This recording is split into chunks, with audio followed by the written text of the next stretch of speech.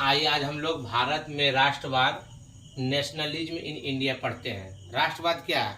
राष्ट्रवाद का अर्थ है लोगों में राष्ट्रीय चेतना का उदय करना। ऐसी चेतना में राजनीतिक, आर्थिक, सामाजिक एवं सांस्कृतिक एकता की भावना जगती है। राष्ट्रवाद का उदय के क्या कारण थे? राजनीतिक कारण 1878 ईस्वी में Vernacular Press Act Lord Lytton ने लागू किया। इसके तहत भारतीय प्रेस पर प्रतिबंध लगाया गया। 1905 ईस्वी में बंगाल विभाजन सांप्रदायिकता के आधार पर हुआ, जो कि गलत था। डलहौजी के परिवहन व्यवस्था के कारण भारतीय लोगों को एक जगह एकत्र होने का मौका मिला। अंग्रेजी शिक्षा, भारत अंग्रेजी शिक्षा के विरुद्ध थे।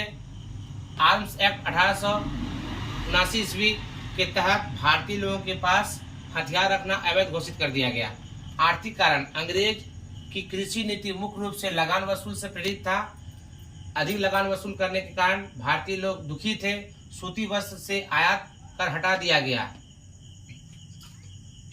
सामाजिक कारण, सरकारी सेवा में अंग्रेजों की पक्षपातपूर्ण नीति। सुरेंद्रनाथ बनर्जी आईसीएस प्रथम। सरकारी सेवा में अंग्रेजों की पक्षपातपूर्ण नीति से भारतीय लोग दुखी थे। चूंकि सुरेंद्रनाथ बनर्जी प्रथम आईसीएस बने, इंडियन सिविल सर्विस, और इस नौकरी को प्राप्त करने के लिए उन्होंने परीक्षा पास किए। पास करने के बाद भी उन्हें इस पद से हटा दिया गया, चूंकि वे भारतीय थे। धार्मिक कारण, 19वीं शताब्दी में अनेक महापुरुषों ने सामाजिक एवं धार्मिक कुरीतियों के खिलाफ आंदोलन शुरू किया, जिसमें राजा राम मोहन राय ने सती प्रथा के विरोध आंदोलन शुरू किए, और उन्हीं के कारण से 1829 ईस्वी में लॉर्ड विलियम बेंटिंक ने सती प्रथा का अंत कर दिया। महात्मा गांधी इंग्लैंड से पढ़ाई पूरा करने के बाद 21 के सिलसिले में दक्षिण अफ्रीका गए, और उन्होंने वहां लोगों को एम्बुलेंस सेवा प्रदान किया, जिसके कारण उन्हें केसर-ए-हिंद का उपाधि दिया गया। महात्मा गांधी दक्षिण अफ्रीका से 1915 ईस्वी को भारत लौटे, और भारत लौटने के पश्चात 1916 ईस्वी में साबरमती आश्रम का स्थापना किए। महात्मा गांधी के राजनीतिक गुरु गोपाल कृष्ण गोखले थे, और महात्मा गांधी 1917 ईस्वी को चंपारण पहुंचे। क्यों पहुंचे चंपारण? चूंकि चंपारण के किसान तिनकठिया व्यवस्था से त्रस्त थे, और रामचंद्र शुक्ल के बुलाने पर महात्मा गांधी चंपारण पहुंचे, और वहां के लोग चूंकि तिनकठिया व्यवस्था के दुखी थे, इससे अंतर्गत तिल की खेती करना होता था जमीन के 3/20 हिस्से पर, और किसानों को कुछ लाभ नहीं हो रहा था, किसान को पूरा नुकसान ही हो रहा था। महात्मा गांधी ने जब इसके किसानों के पक्ष में अंग्रेजों के विरुद्ध आंदोलन चालू किया, तो वहां के किसान को तिनकठिया व्यवस्था से मुक्ति मिल पाया। रौलट एक्ट 1919 ईस्वी में अंग्रेजों ने एक काला कानून बनाया, जिसे रौलट एक्ट कहते हैं। यह एक काला कानून था। इस कानून के तहत किसी भी भारतीय को अंग्रेज गिरफ्तार कर सकते थे। जालियांवाला बाग हत्याकांड, जो कि 13 अप्रैल 1919 ईस्वी को हुआ। डॉक्टर सत्यपाल एवं किचलू की गिरफ्तारी के विरोध में भारतीय लोग अमृतसर के जलियांवाला बाग में एक शांतिपूर्ण सभा कर रहे थे। सभा में शामिल लोगों पर जनरल डायर के आदेश पर 10 मिनट के अंदर 1600 गोलियां बरसाई गई, जिसके कारण बहुत सारे लोग मौत के गाल में समा गए। यह नरसंहार भारतीय इतिहास में जलियांवाला बाग हत्याकांड के नाम से जाना जाता है। इस हत्याकांड के बाद हंटर कमीशन का गठन हुआ जांच के लिए, और इस घटना को अंजाम देने वाला मुख्य अभियुक्त थे जनरल डायर, जिसे उधम सिंह ने जान से मार डाला, अर्थात उनकी हत्या कर दिया। खिलाफत आंदोलन, अली बंधु के नेतृत्व में खिलाफत आंदोलन शुरू हुआ। खिलाफत आंदोलन क्यों शुरू हुआ? तुर्की का खलीफा, जो ऑटोमन साम्राज्य का सुल्तान था, संपूर्ण इस्लामिक जगत का धर्मगुरु था। प्रथम विश्व में तुर्की की पराजय के कारण ऑटोमन साम्राज्य का जो ये पद था, उसको समाप्त कर दिया गया, जिसके कारण भारतीय मुसलमानों को काफी ठेस पहुंचा, और ठेस पहुंचने के कारण अली बंधु के नेतृत्व में, अर्थात मोहम्मद अली और शौकत अली के नेतृत्व में खिलाफत आंदोलन चालू किया गया। इस आंदोलन को आगे बढ़ाने में महात्मा गांधी ने भी अपनी भूमिका निभाई। अहमदाबाद आंदोलन, जो 1928 में शुरू हुआ था। गुजरात के अहमदाबाद स्थित मिल मालिक ने प्लेग महामारी के समय यहाँ के मजदूरों को 35% बोनस देने का वचन दिया था, किंतु महामारी समाप्त होने के बाद इस बोनस को बंद कर दिया, जिसके कारण वहाँ के मिल मजदूर काफी दुखी थे, और महात्मा गांधी के कहने पर, महात्मा गांधी के नेतृत्व में वहाँ पे आंदोलन चालू हुआ, और पहली बार महात्मा गांधी ने 21 दिन तक उपवास रखा, और इस उपवास के कारण मिल मालिक को झुकना पड़ा और वहां के मिल मजदूरों को 35% बोनस मिल पाया। प्रथम जन आंदोलन अर्थात असहयोग आंदोलन 1920 से 22, जिसमें खिलाफत का मुद्दा था, स्वराज प्राप्ति का उद्देश्य छुपा हुआ था, पंजाब में सरकार के विरुद्ध न्याय प्राप्ति करने का उद्देश्य भी छुपा हुआ था।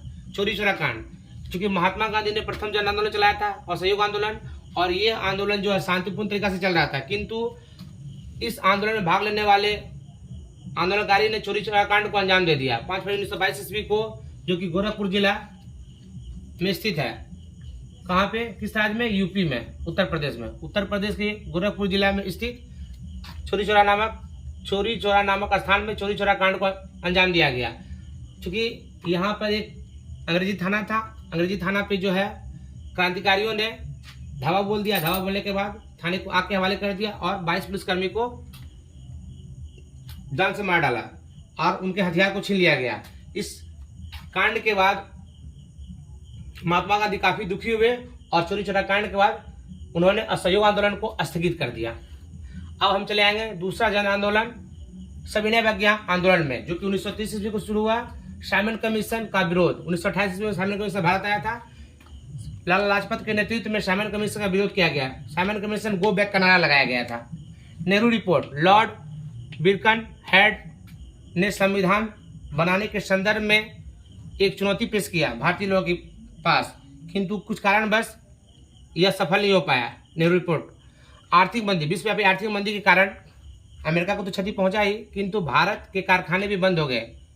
पूर्ण स्वराज की मांग, 31 दिसंबर 1929 ईस्वी को 31 दिसंबर 1929 ईस्वी की मध्य रात्रि को रावी नदी के तट पर भारतीय तिरंगा नेहरू जी ने फहराया था और पूर्ण स्वराज की मांग की है। दांडी मार्च, 12 मार्च 1930 ईस्वी को साबरमती आश्रम से दांडी तक का यात्रा महात्मा गांधी ने 78 अनुयायियों के साथ किया था। 24 दिन में 250 किलोमीटर की यात्रा की है और इसी यात्रा के दौरान उन्होंने एक गीत गाया था, रघुपति राघव राजा राम, जिसके संगीतकार है विष्णु पुलस्कर। ये VVI क्वेश्चन है, एग्जाम में पूछा हुआ है। तो इसमें जो है महात्मा गांधी जब साबरमती आश्रम से दांडी तक का यात्रा किए, तो दांडी तक का यात्रा करने के बाद वहां समुद्र के जल से नमक बनाए और नमक बनाने के बाद अंग्रेजों के नमक कानून को भंग कर दिए। ठीक है, अब आगे चलते हम लोग। गांधी इरविन समझौता, 5 मार्च 1931 ईस्वी को गांधी जी एवं लॉर्ड इरविन के बीच एक समझौता हुआ, जिसे गांधी इरविन समझौता कहा जाता है। खेड़ा आंदोलन, गुजरात के खेड़ा जिला में गांधी जी ने लगान माफी के संदर्भ में खेड़ा आंदोलन चालू किया। मोपला विद्रोह, केरल के मालाबार तट पर 1921 ईस्वी को मोपला विद्रोह शुरू किया गया था। जतरा भगत कौन थे? अंग्रेज व आदिवासियों के मध्य एक विद्रोह भड़का था, जो कि झारखंड राज्य के छोटा नागपुर में हुआ था। इसे टाना भगत आंदोलन भी कहते हैं। इसको आगे बढ़ाने में जतरा भगत का महत्वपूर्ण योगदान। भारतीय राष्ट्रीय कांग्रेस का स्थापना 1885 ईस्वी में हुआ। किसके नेतृत्व में? A.O. ह्यूम के नेतृत्व में। और इसके प्रथम अध्यक्ष कौन थे? व्योमेश चंद्र बनर्जी। मुस्लिम लीग 1906 ईस्वी में मुस्लिम लीग का स्थापना हुआ। किसके नेतृत्व में? आगा खां के नेतृत्व में। द्विराष्ट्रीय ध्वज किसने दिया था? सर सैयद अहमद खान ने। ओरिएंटल कॉलेज का स्थापना भी इन्होंने किया था, सर सैयद अहमद खान ने। अलीगढ़ आंदोलन का शुरुआत किसने किया था? सर सैयद अहमद खान ने। और सर सैयद अहमद खान ने द्विराष्ट्रीय ध्वज दिया था, किंतु इसको आगे बढ़ाने में अली बंधु का योगदान रहा। स्वराज पार्टी 1923 ईस्वी में इसका स्थापना हुआ। किसके नेतृत्व में? चित्तरंजन दास एवं मोतीलाल नेहरू के नेतृत्व में। और इसका प्रथम सभा जो हुआ था, कहाँ हुआ था? इलाहाबाद में। 1905 ईस्वी में बंगाल का विभाजन कर दिया गया। किसके नेतृत्व में? लॉर्ड कर्जन के नेतृत्व में। किंतु किसी कारणवश 1911 ईस्वी में बंगाल विभाजन को रद्द कर दिया गया, लॉर्ड हार्डिंग के नेतृत्व में। 1915 ईस्वी में हिंदू महासभा का स्थापना किया गया। किसके नेतृत्व में? मदन मोहन मालवीय के नेतृत्व में। मदन मोहन मालवीय के नेतृत्व में। इन्होंने ही BHU बनारस हिंदू यूनिवर्सिटी, मदन मोहन मालवीय ने ही BHU बनारस हिंदू यूनिवर्सिटी का स्थापना किया है। इस वीडियो को अधिक से अधिक लाइक करें, शेयर करें और इस चैनल को सब्सक्राइब करें।